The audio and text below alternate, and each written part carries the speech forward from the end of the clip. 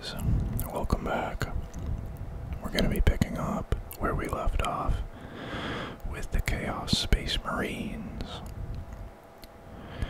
We were right in the middle of the story of the Horus Heresy. The Emperor had just left Horus as War Master of the Great Crusade and had returned to Earth, or to Terra, I suppose.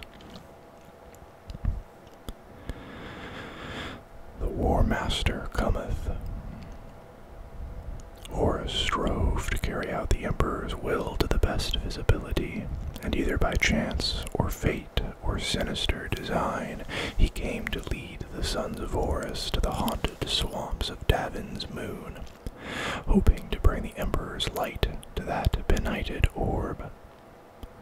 There, beset on all sides, Horus fell to a grievous blow from an eldritch sword. The tainted wound festered, plunging Horus into a fugue state from which he could not be awoken. The sons of Horus were desolate at the loss of their founding father. Under the advice of Erebus, a well-respected chaplain of the Word-Bearers, the most senior members of the Legion took their Primarch to one of the Davinite Moon's warrior lodges for healing.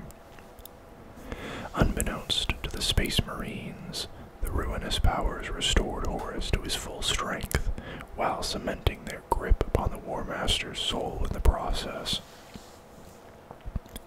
Awed by the miracle worked by the Davinite priests, the War Master spread the newfound cult and the practices of its warrior lodges throughout the Sons of Horus and beyond, infesting the Legion with heretical notions disguised as beneficence.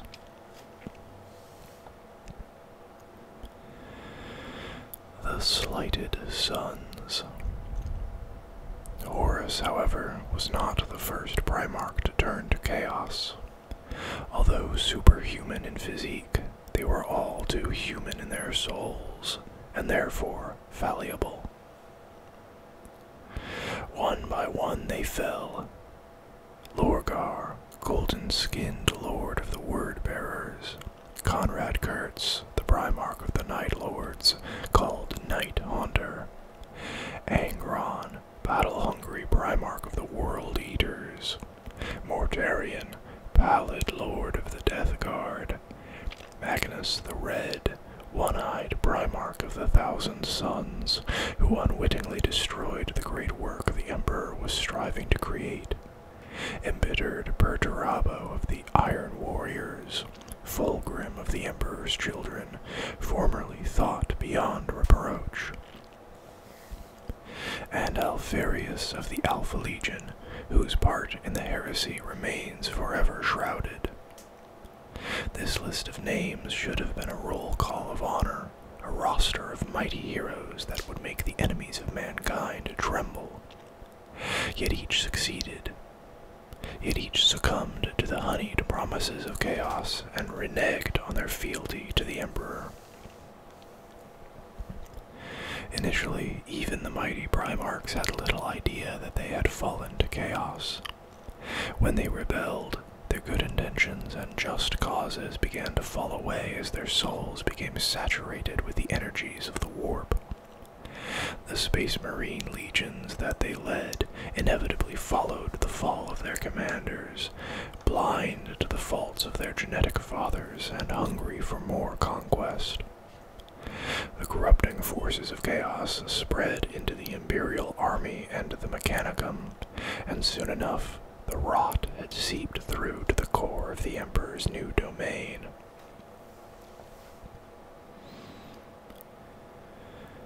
Heresy Unbound. The final catalyst came from a rebellion in the Istvan system. The Imperial Governor upon Istvan III had renounced his oaths to the Emperor and declared independence.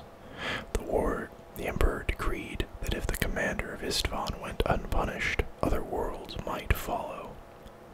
He ordered Horus to put down the rebellion by whatever means necessary, not knowing of the subtle changes chaos had wrought upon the War Master's soul.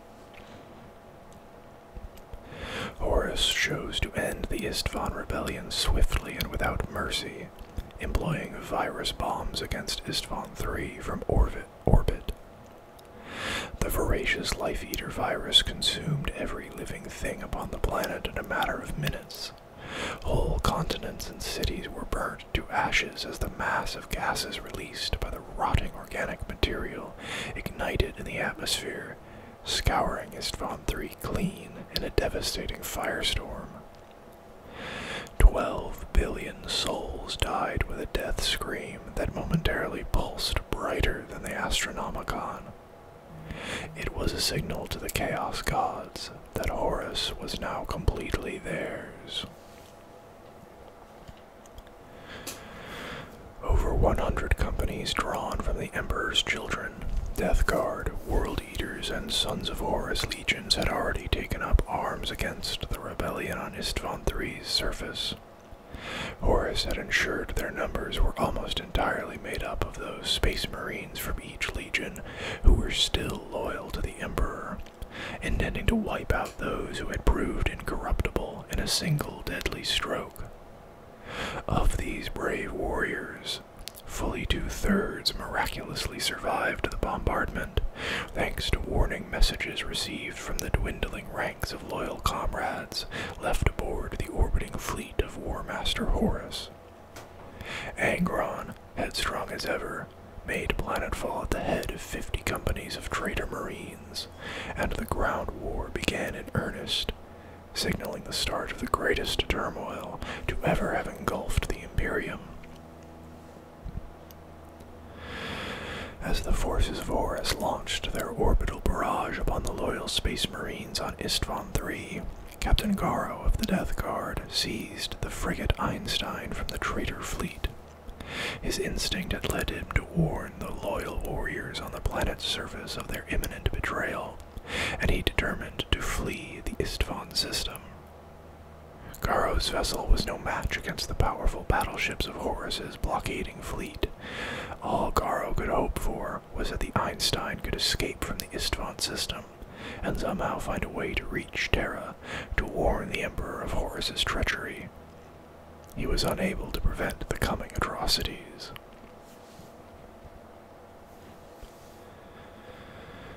The Imperium divided. Throughout the nascent Imperium, armies turned on their commanders and traitorous generals led their troops in attacks on their former comrades. On Mars, the tech priests turned ancient, forbidden weaponry upon each other, further scarring the face of the Red Planet in their bitter struggle for dominance. The Imperium tore itself apart as old feuds were revived, and ambitious planetary lords seized the opportunity to declare their secession.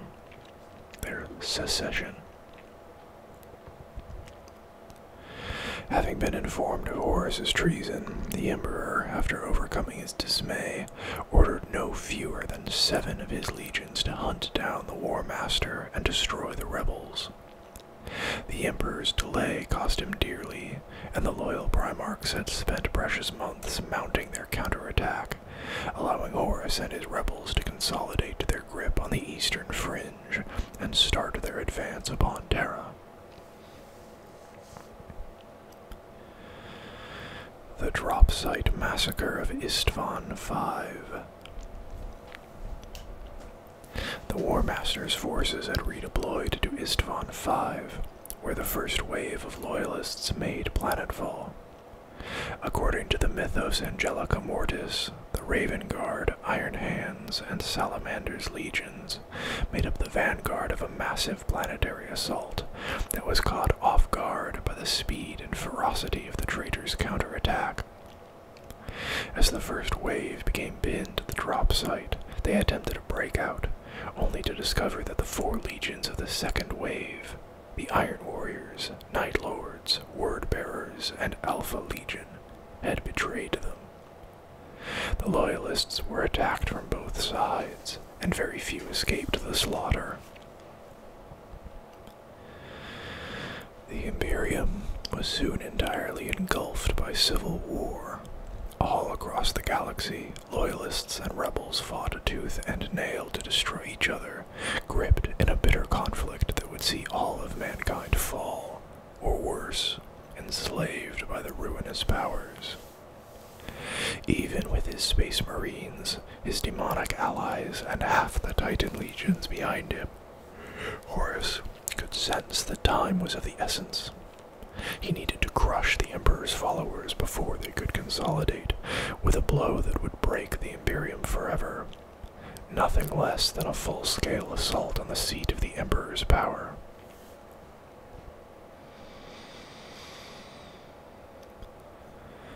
The invasion of Terra.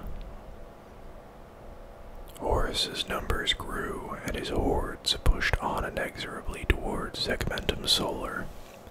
Displaying the tactical brilliance that had once dazzled the enemies of the Imperium, Horus outwitted the Emperor's forces again and again, finally launching a well-orchestrated and audacious attack on Terra, and assaulting the Emperor's palace itself.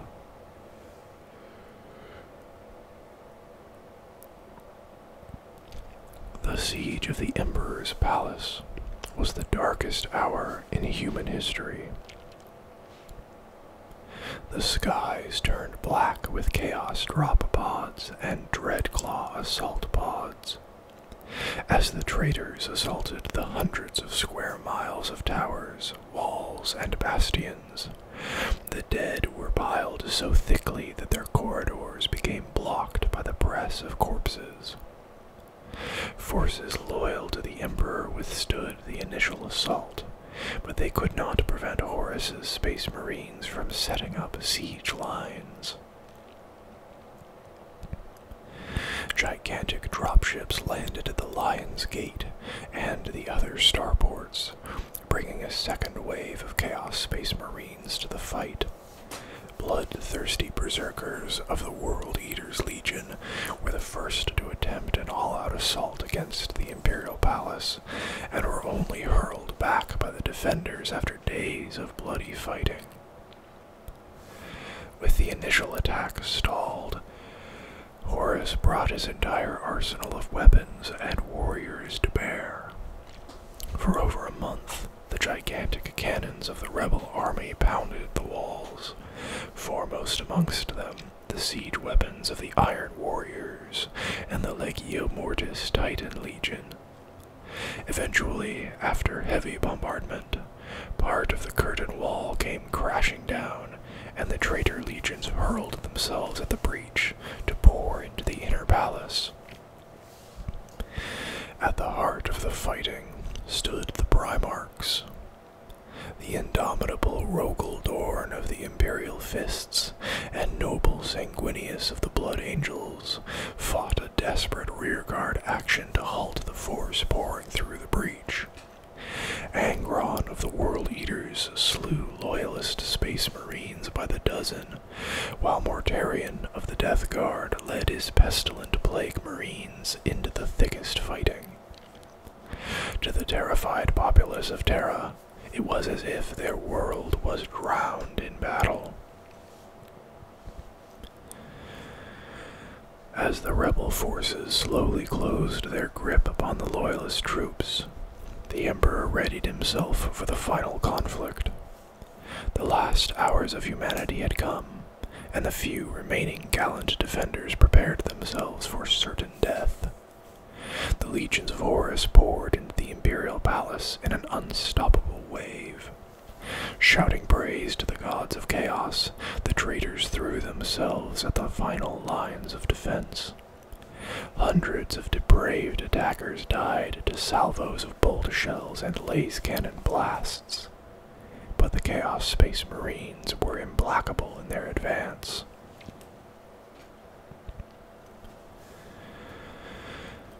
The final battle. The Emperor had always been guided by his innate presence, but even his innate prescience, but even he could not be sure which way the tide of this battle would finally turn. The moment of Horus's victory was near, but progress was too slow. The defenders still stubbornly resisted. After being notified that Loyalist reinforcements would soon arrive, the War Master decided to take a risky gambit and lowered the shields protecting his flagship, hoping to lure the Emperor into a personal confrontation. That very instant, the Emperor felt the War Master's presence and saw what he had to do. Gathering his immediate companions, the Emperor teleported directly onto Horus's battle barge with Sanguinius, Rokuldorn, and a select group of warriors. It was the final chance at victory for both sides, and the future of the human race was at stake. The Emperor and his entourage were scattered throughout the vessel, but immediately saw the full extent of Horus's betrayal. The War Master had become an almighty champion of chaos, and he and his ship writhed with the fell power of the dark gods. Nightmarish beyond comparison, the sight of it drove many of the Space Marines mad.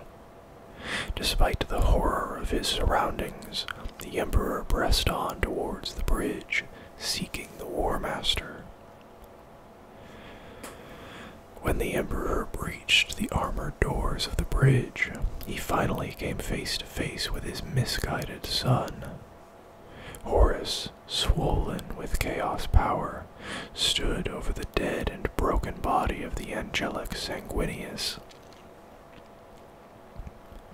Horus faced his creator, and in an instant, the two were locked in deadly battle, likened ever after to a duel between gods. They battled not only with power blade and claw, but also on the psychic plane, their bodies and spirits locked in a struggle to the death. Though Horus dealt the Emperor several grievous wounds, the Master of Mankind stalwartly withstood the War Master's attacks. With a last effort, the Emperor struck home, slaying his beloved son and blasting his psyche, utterly destroying Horus's presence in the warp. The Emperor, however, paid the ultimate price for his victory, and darkness overcame him as he finally allowed his body to suffer from the terrible wounds Horus had inflicted. With the death of the War Master, the Chaos armies lost the assistance of their demonic allies, along with the resolve to fight on. The battle for Terra was over, and the Loyalists had won, but the cost was nearly unthinkable.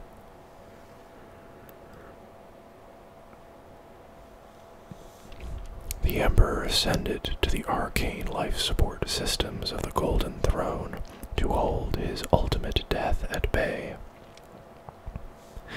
Terra was in ruins, her cities leveled, her peoples devastated, and even the planet's tectonic plates were shifted by the force of the traitors' relentless months of orbital bombardments. Such was the ferocity of their attacks that nothing short of the complete rebuilding of Terra could even begin to heal the wounds inflicted during the siege. The Imperium was in tatters, and as the traitor legions retreated to the Eye of Terror, they knew that they would return to set the galaxy aflame once more. Chief amongst them was Abaddon, captain of the first company of the Sons of Horus. He took with him the body of the War Master and an unquenchable thirst for vengeance. Within the giant warp rift, the traitor Primarks and their legions found sanctuary amongst the nightmarish demon worlds. They warred amongst themselves for dominance and territory, while factions split from the legions to found other warbands and armies. But they have never stopped fighting against the Emperor. This struggle has lasted for 10,000 years, and even now besets the Imperium. The Horus heresy is a distant memory, but the taint of chaos still threatens to corrupt.